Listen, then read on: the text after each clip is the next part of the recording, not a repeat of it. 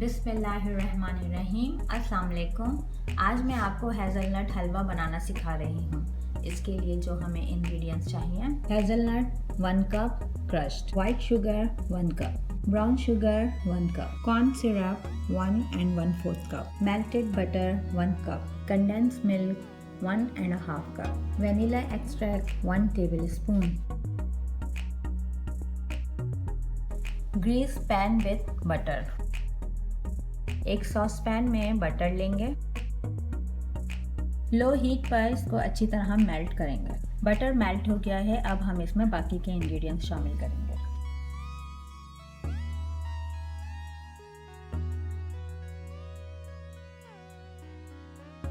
Continuously इसको stir करना है और 10 to 15 मिनट्स इसको हमने लो फ्लेम पर पकाना है। 15 मिनट हमने इसको पकाया है, अब हम इसमें हेज़लनट शामिल करेंगे। इसको 2 से 3 मिनट पकाएंगे।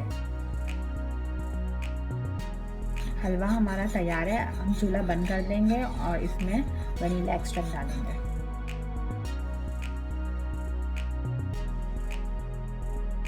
थोड़े से हेज़लनट्स हमने निकाल लिए थे ऊपर से गार्निश करने के लिए।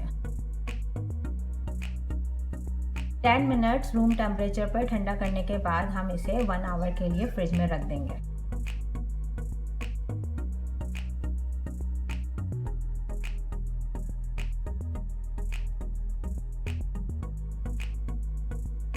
मज़ेदार हेज़लनट हलवा रेडी है, एंजॉय करें।